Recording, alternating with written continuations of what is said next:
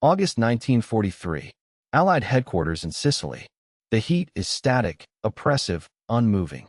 Maps lie open on long tables, their edges weighed down by coffee cups and ashtrays. The decision is not announced to a room. It is not written as an order. It is spoken quietly to a small circle of staff officers who already understand what it means. General George S. Patton decides that Messina will not fall to the British. The formal plan has already assigned roles. The British Eighth Army, under Bernard Montgomery, is to drive up the eastern coast of Sicily. The American Seventh Army is to secure the western flank, protect the operation, and contain German forces as they withdraw. That division of labor has been approved. It has been briefed. It is no longer under discussion. Patton does not challenge it directly. He does not send a protest to higher command. He does not ask permission to change the axis of advance. Instead, he redefines his mission in practice. The order he gives is simple in wording and radical in consequence. The Seventh Army will move north. It will move fast. It will take ground not assigned to it. And it will go to Messina. No one in the room misunderstands what is happening. This is not a response to German movements. It is not a reaction to battlefield necessity. It is a preemptive choice, made before Montgomery's advance has stalled, before Messina is in immediate reach of either army. Patton is not racing the enemy. He is racing an ally. The target is symbolic as much as strategic. Messina is the gateway off the island. Whoever enters it first will define the narrative of Sicily. Patton knows this. He states it openly. He will not allow Montgomery to claim the victory. With that decision, the campaign changes character. Coordination becomes competition. Timetables become weapons. The alliance remains intact on paper, but the operation has fractured at the level where intent matters most. The decision is made. There is no ceremony. There is no dissent recorded. And once spoken, it cannot be taken back. At that moment, the military opportunity was real, measurable, and fleeting. Sicily in mid-July 1943 was not a static front. German and Italian forces were not defending the island as a fortress. They were executing a controlled withdrawal. Their objective was time. Time to evacuate across the Strait of Messina. Time to preserve experienced formations for the defense of mainland Italy. Every mile gained by the Allies narrowed that window. From a purely operational standpoint, speed was decisive. The German command structure on Sicily depended on limited road networks, predictable coastal routes, and fragile rear area security. Interior movement was constrained by mountains that ran like a spine through the island, forcing both sides into narrow corridors. Any force that could move faster than the withdrawal timetable could threaten the evacuation itself. Patton's Seventh Army was uniquely positioned to exploit this. Its sector, initially considered secondary, offered freedom of maneuver. Western Sicily was less fortified. German units there were thinner, their mission largely defensive and delaying. The terrain favored rapid lateral movement rather than frontal assaults. Ports, airfields, and road junctions were vulnerable to quick seizure rather than prolonged siege. The logic was straightforward. If an American force could pivot north, seize Palermo, and then drive east along the northern coast, it could compress the German withdrawal from two directions. It would not need to destroy enemy divisions outright. It only needed to arrive faster than expected, force premature evacuations, and disrupt coordination between retreating units. This was not reckless improvisation. It was an exploitation of operational geometry. The northern coastal road, while narrow, allowed continuous movement. German forces there lacked depth. Their heavy equipment was already prioritized for evacuation, not counterattack. Every hour gained by an advancing force reduced the number of troops and vehicles that could cross the strait. Critically, the opportunity existed because the enemy was committed elsewhere.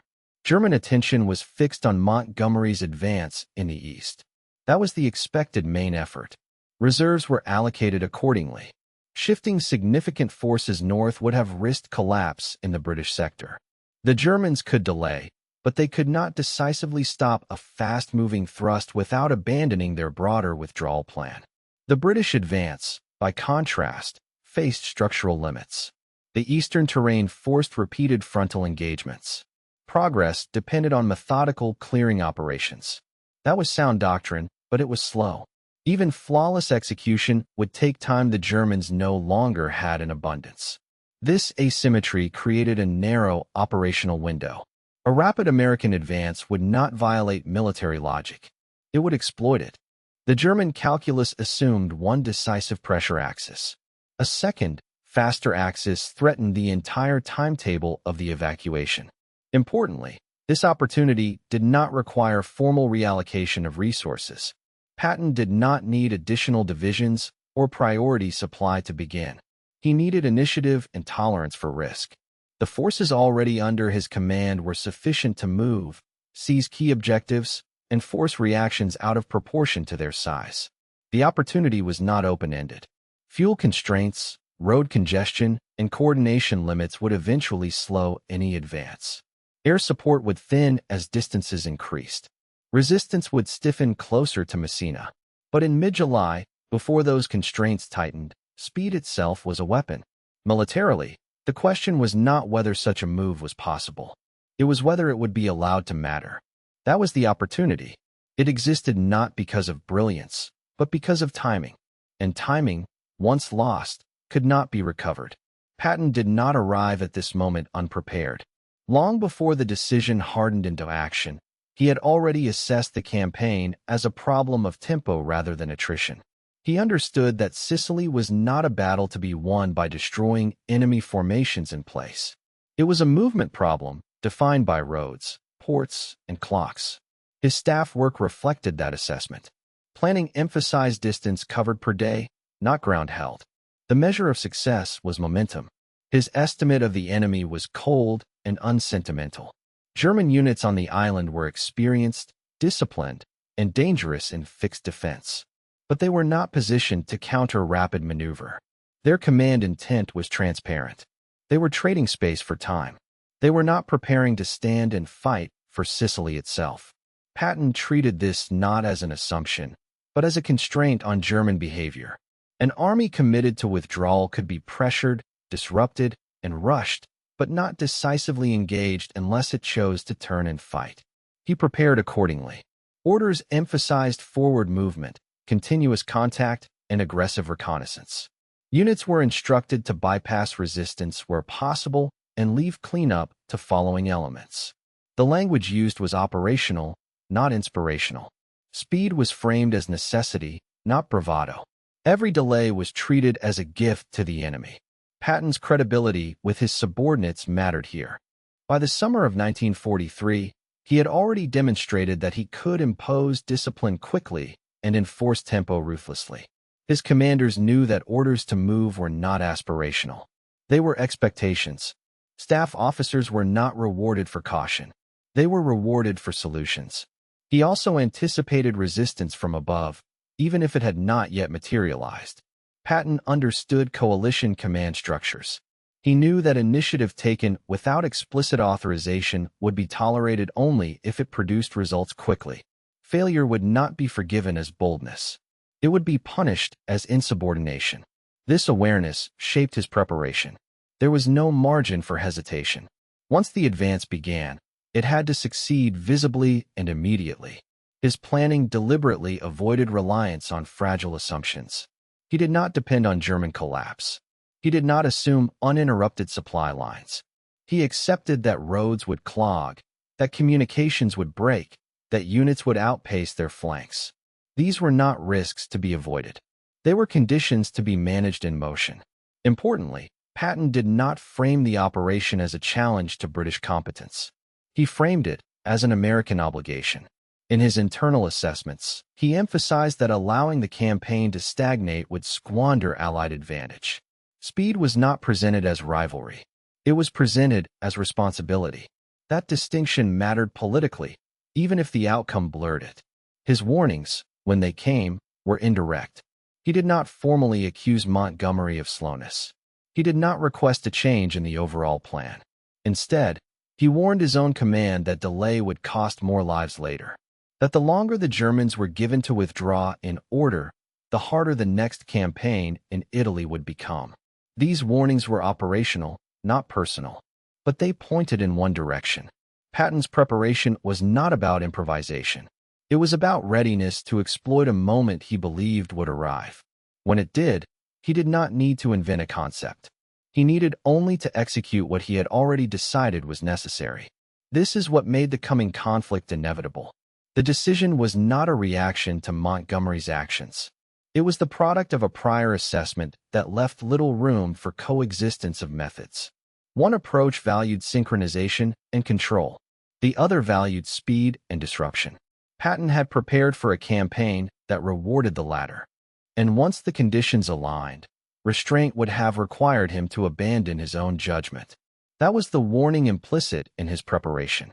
The system could either accommodate his tempo or suppress it. There was no neutral outcome. The overrule did not arrive as a single command. It emerged through constraint. At the top of the Allied command structure, Sicily was already politically charged. The invasion itself had been designed as a demonstration of coalition unity. British prestige had to be maintained. American power had to be integrated without appearing dominant. Every operational decision was filtered through that requirement. The campaign was not just about defeating German forces on the island. It was about managing the balance between partners whose confidence in each other was fragile. Bernard Montgomery occupied a unique position within that system. He was not simply a field commander. He was Britain's most visible military symbol. His victories in North Africa had restored national morale after years of defeat. His authority extended beyond his army. It reached London. It reached Churchill. Any perception that his role was being diminished carried consequences far beyond Sicily. Patton understood this, but the system was not built to accommodate his method. Coalition command rewarded predictability. It rewarded adherence to agreed plans. Initiative was acceptable only when it did not threaten the appearance of coordination. What Patton proposed in practice challenged that appearance directly. A rapid independent advance by American forces risked reframing the entire campaign around American momentum. This was the pressure Eisenhower faced. As Supreme Allied Commander, his authority was real but conditional. He could not afford a visible rupture between British and American command philosophies. The British government expected Montgomery to lead the decisive effort. American forces were still, in political terms, guests in a coalition Britain had entered first and sustained longer. Montgomery exploited this environment skillfully. He did not need to formally block Patton. He simply asserted priority. Logistics were the lever. Roads, ports, fuel, and shipping were finite. Montgomery argued that his eastern advance required concentration of resources. That argument aligned perfectly with established doctrine. Main efforts received main support. Secondary forces waited. The effect was decisive. Patton's advance was not canceled. It was constrained. Supplies arrived late. Requests were delayed. Operational freedom narrowed without a written order ever stating that it should. This was institutional control applied indirectly. No confrontation was required. There was also fear at work. Not fear of German reaction, but fear of precedent. If Patton's approach succeeded too visibly, it would validate a style of command that bypassed consensus. It would reward speed over coordination. It would suggest that coalition warfare could be driven by unilateral initiative. That was a dangerous lesson for leaders responsible for managing far larger operations still to come.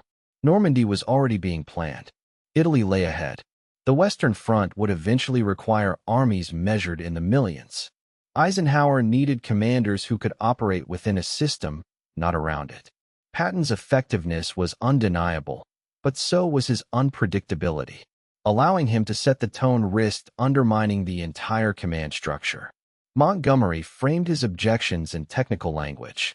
He spoke of frontage, sustainability, and risk. He emphasized the need to avoid overextension. None of this was false, but it was incomplete. What he did not say was that losing Messina would mean losing control of the narrative. It would mean arriving second in a campaign he believed should define his leadership. Churchill's influence reinforced this dynamic. Britain needed visible victories. American industrial strength was already reshaping the war. British leaders feared becoming junior partners in a conflict they had begun alone. Montgomery's primacy in Sicily was a matter of national standing, not just military efficiency. Eisenhower absorbed these pressures and responded, as he often did, by compromise. He did not explicitly forbid Patton's advance. He did not publicly reprimand him. Instead, he allowed the operation to proceed without full support. If Patton succeeded, the results could be celebrated quietly. If he failed, responsibility would be clear. This was not indecision. It was calculation. Eisenhower prioritized alliance stability over operational clarity. In doing so, he effectively overruled Patton without confronting him. The system tightened around the advance, slowing it just enough to reassert control. Patton felt this immediately. He recognized the pattern. He understood that he was being managed, not commanded. His response was to push harder, move faster, and accept greater risk. That choice was his own, but it was shaped by the institutional reality that initiative would be punished if it hesitated and tolerated only if it arrived first. The overrule, then, was not a denial of his logic. It was a refusal to let that logic dominate the campaign. Coalition warfare demanded balance, even at the expense of opportunity. The decision room where this outcome was determined was not in Sicily. It was in the space between political necessity and military possibility. And in that space, speed was always going to be suspect. What followed unfolded quickly enough to appear inevitable, but slowly enough to extract its cost in stages. Patton pushed the 7th Army beyond its assigned role and kept it moving under conditions that rewarded aggression and punished pause. Palermo fell not because it was the centerpiece of a plan, but because it lay in the path of momentum. Its capture reshaped the operational map. Ports changed hands. Supply lines shortened. The American advance acquired a physical legitimacy that no longer required justification. Each success narrowed the space in which restraint could be imposed. German commanders reacted predictably. They accelerated withdrawal timetables, stripped rear areas, and prioritized evacuation over resistance. Units that might have delayed the British advance in the east were instead pulled north to prevent encirclement. This did not stop Patton's movement. It merely thinned resistance along his route. The consequence was cumulative. German forces escaped Sicily in greater numbers than the Allies had hoped, but under increasing disorder. Equipment was abandoned. Coordination frayed. Time was lost that could not be replaced. The British advance, by contrast, became progressively heavier. Montgomery's forces met stiff resistance along the eastern axis. Terrain narrowed options. Each gain required deliberate preparation. Progress was measured and costly. This was not failure. It was methodical execution under constraint. But the contrast was stark. One advance consumed days for miles. The other consumed miles for days. This divergence had immediate political consequences. Reports flowed upward. American columns were moving faster than expected. Towns were falling in sequence. Maps changed color with uncomfortable speed. No order had been violated in writing, but the intent of the campaign was visibly shifting. The main effort was no longer where it had been declared to be. Eisenhower faced a narrowing set of options. He could intervene openly and risk a public fracture. He could halt the advance and accept the operational cost. Or he could allow events to proceed and manage the narrative afterward. He chose the third. This preserved the alliance in the short term, but it surrendered control of how the campaign would be remembered. The battlefield reflected that choice. Patton's forces pressed along the northern coast toward Messina. Roads were narrow. Communications stretched thin. Units advanced on parallel axes with minimal lateral support. The risk of overextension was real. German rear guards exploited choke points and inflicted losses disproportionate to their size. These were not decisive engagements, but they accumulated. Speed reduced safety margins. Mistakes were paid for immediately. The German evacuation continued despite the pressure. Ferries ran under fire. Night movements intensified. What Patton threatened but did not fully achieve was interdiction. The Strait of Messina remained open long enough to extract the core of German forces. Sicily was lost, but not at the cost of annihilation. From a strategic standpoint, this mattered. Those troops would fight again. When American units entered Messina, the moment was measured in hours. British forces were close enough that arrival times could be compared on watches, not calendars. The city itself was of limited military value by then. Its port facilities were damaged. Its garrison was gone. What remained was symbolism. Patton arrived first. That fact reverberated beyond the city. Press accounts emphasized speed and audacity. American columns were photographed in streets that had been expected to fall to British troops. The narrative shifted almost immediately. Sicily became associated with American momentum rather than British method. Montgomery's campaign was not erased, but it was reframed as incomplete. The reaction among senior commanders was restrained outwardly and severe privately. Montgomery was furious, not because Messina had been lost militarily, but because it had been lost symbolically. The campaign he believed would validate his approach ended with an American general claiming the closing image. This was not a tactical slight. It was an institutional one. The alliance absorbed the moment without public rupture. Statements were issued. Congratulations were exchanged. Eisenhower praised cooperation and collective success. No reprimand was issued. No clarification was made. But the consequences were already in motion. Trust between commanders eroded. Montgomery viewed Patton's actions as confirmation that American generals could not be trusted to adhere to agreed plans. Patton viewed the British command structure as an obstacle to decisive war-making. Eisenhower saw both assessments as threats to future operations. The immediate military consequences extended beyond Sicily.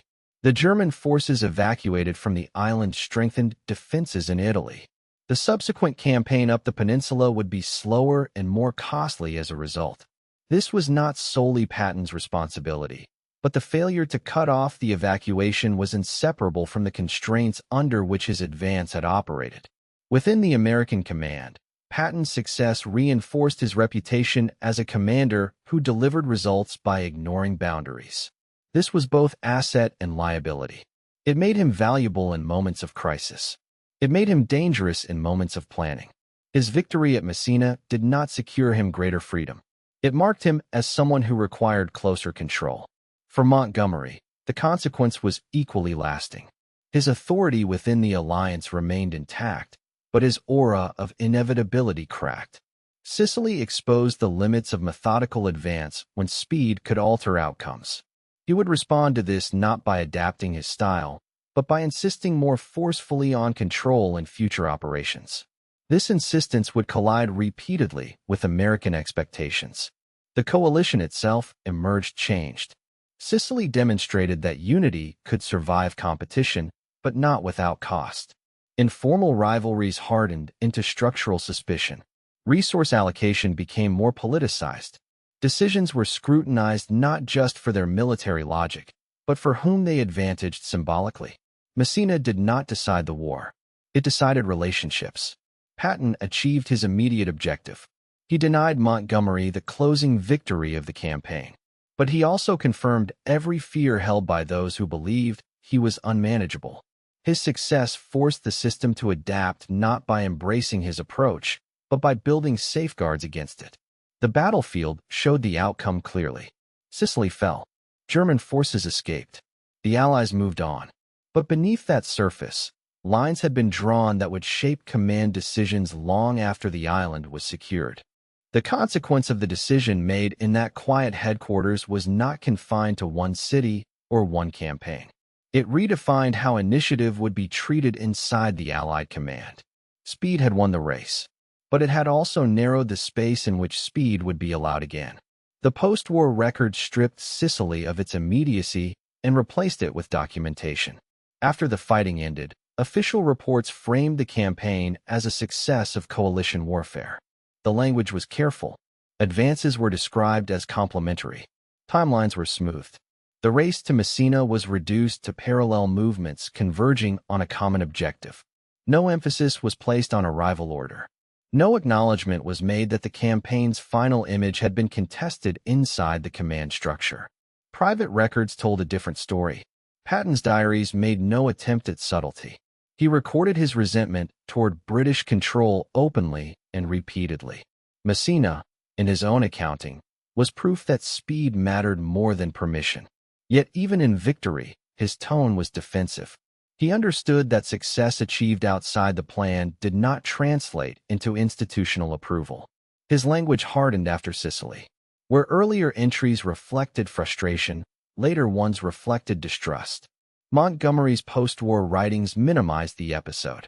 He treated Sicily as a necessary prelude rather than a defining campaign. Messina was acknowledged, but its significance was diminished. The emphasis remained on preparation, control, and inevitability. Where Patton saw momentum, Montgomery saw risk narrowly avoided.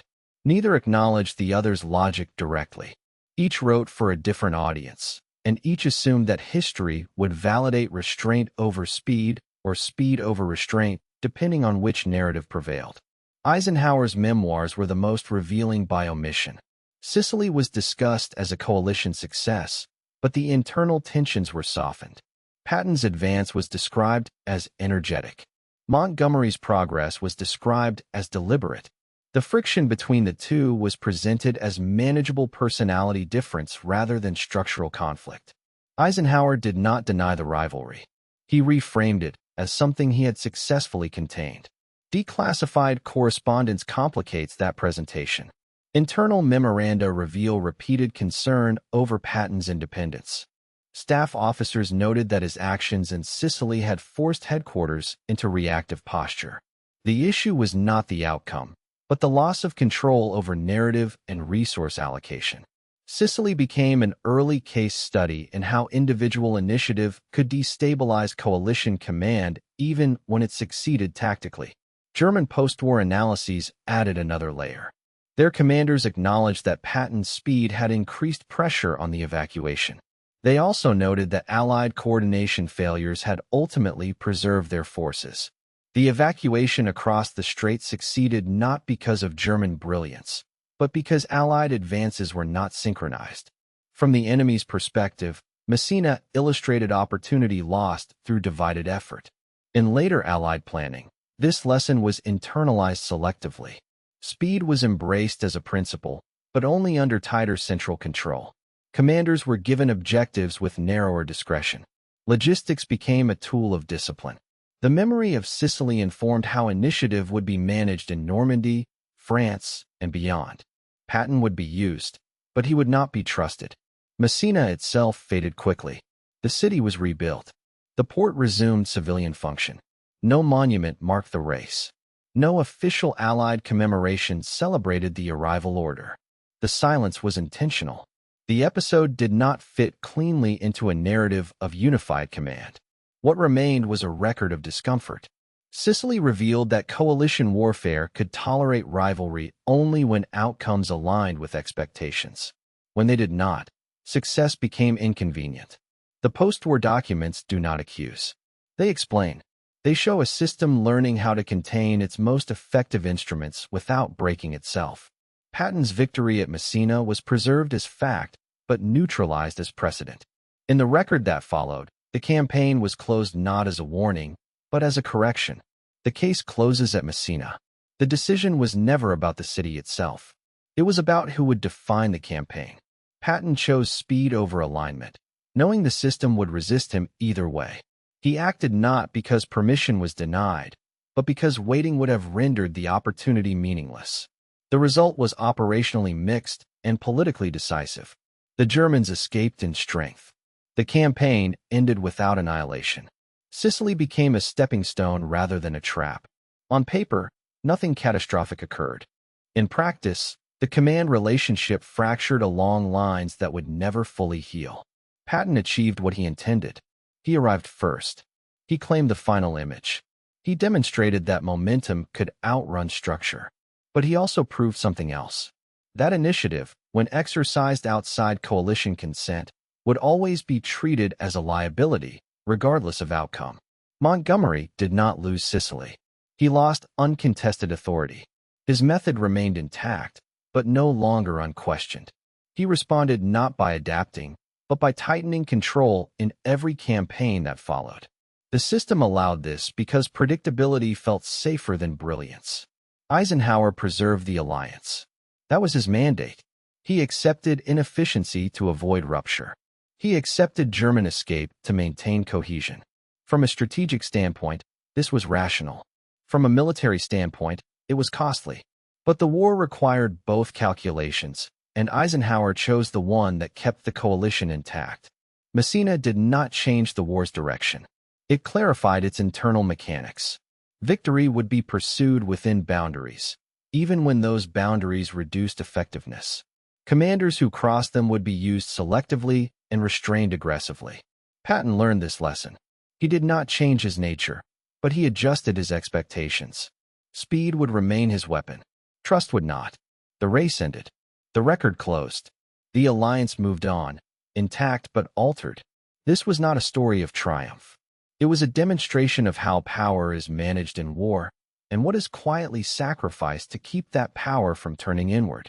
If you want more investigations like this, where decisions, not battles, decide outcomes, subscribe to the channel and leave a comment. The next case is already closed.